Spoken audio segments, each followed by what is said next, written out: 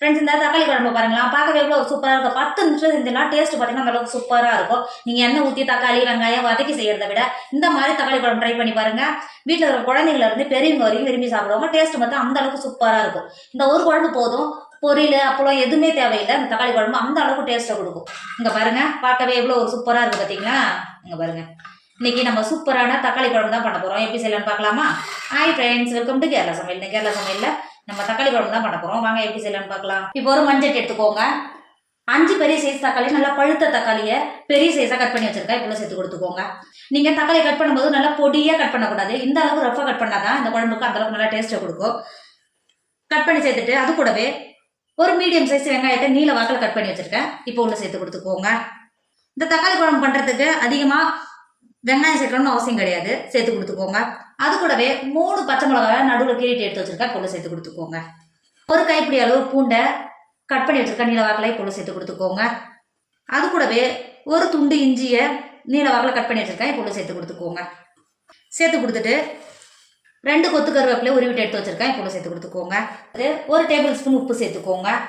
அது கூடவே காஷ்மீர் மிளகாத்தூள் ஒரு 1.5 டேபிள் ஸ்பூன் சேர்த்துக்கோங்க. கரெக்டாக இருக்கும்.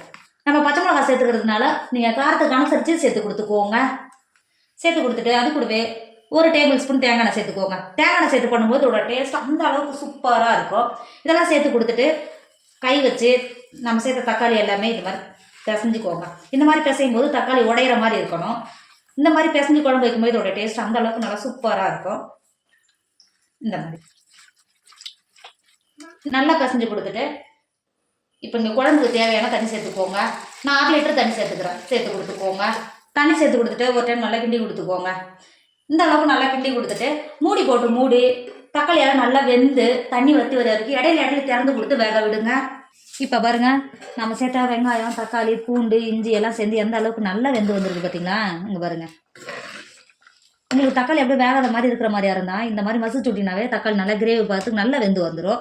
இந்த அளவுக்கு நல்லா வெந்து வந்த பிறகு கிண்டி கொடுத்துட்டு 1/2 கப் தேங்காவை மிக்சியில் போட்டு அரைச்சி தேங்காய் பால் எடுத்து வச்சுருக்கேன். 1/4 கப்பு தேங்காய் பால் எடுத்து வச்சுருக்கேன். இது கெட்டியான தேங்காய் பால். இப்போ உள்ள சேர்த்துக்கோங்க. தேங்காய் பால் சேர்த்துட்டு கொதிக்கணும்னு அவசியம் கிடையாது. லோ ஃப்ளேமில் வச்சு ஒரு 10 நிமிஷத்துக்கு மட்டும் தேங்காய் பால் சேர்த்த உடனே சூடாகி லைட்டாக ஆவி வரும் பார்த்தீங்களா, அது வரைக்கும் இருந்தால் மட்டும் போதும். இது மாதிரி கை வச்சு கிண்டி கொடுத்துக்கிட்டே இருங்க. கிண்டி கொடுத்துட்டா அடுப்பை லோ ஃப்ளேமில் வச்சுக்கோங்க. தேங்காய் பால் நல்லா கொதிக்க ஆரம்பிச்சா தேங்காய் பால் பிரிய ஆரம்பிச்சிடும். அதனால தான் சொல்கிறேன், ஒரு 10 நிமிஷத்துக்கு மட்டும் இந்த மாதிரி கிண்டி கொடுத்துக்கிட்டே இருந்தால் தேங்காய் பால் இன்னும் நல்லா கெட்டியாகி வரும்.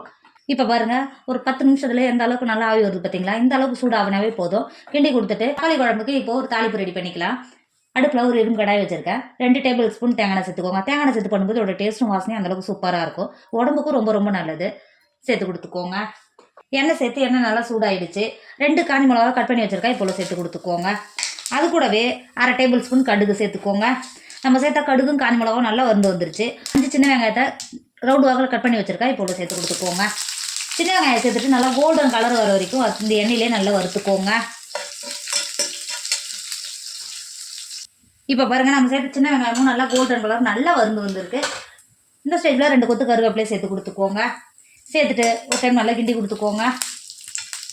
கிண்டி கொடுத்துட்டு கருவேப்பிலையை நல்லா பொரிஞ்சு வந்துருச்சு. இப்போ அடுப்பில் இருந்து மாற்றிக்கோங்க. நம்ம இறக்கி மாற்றி வச்சுருக்கோம்ல தக்காளி குழம்புல சேர்த்து கொடுத்துக்கோங்க. இது சேர்க்கும்போது தேங்காய் எண்ணெய் வாசனையோட அந்தளவுக்கு குழம்பு நல்லா டேஸ்ட்டாக இருக்கும். சேர்த்து கொடுத்துக்கோங்க. சேர்த்து கொடுத்துட்டு ஒரு 5 நிமிஷம் நம்ம வறுத்து சேர்த்தோம் பார்த்தீங்கன்னா, காஞ்ச மிளகா கடுகோட வாசனை வெளில போகாமல் ஒரு 10 நிமிஷத்துக்கு மூடி போட்டு மூடிக்கோங்க.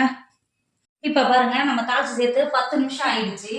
திறக்கும் போதே நல்லா காஞ்ச மிளகா கடுகு சின்ன வெங்காயம் நம்ம வறுத்து சேர்த்தோம்னா இதோட வாசனையில் அந்த அளவுக்கு சூப்பராக இருக்கும். நீங்கள் சாதத்தோட வச்சு கூட்டி சாப்பிடும்போது இதோட டேஸ்ட் அந்த அளவுக்கு சூப்பராக இருக்கும். உங்கள் வீட்டில் எதுவுமே இல்லைனா இந்த மாதிரி தக்காளி குழம்பு ட்ரை பண்ணி பாருங்கள்.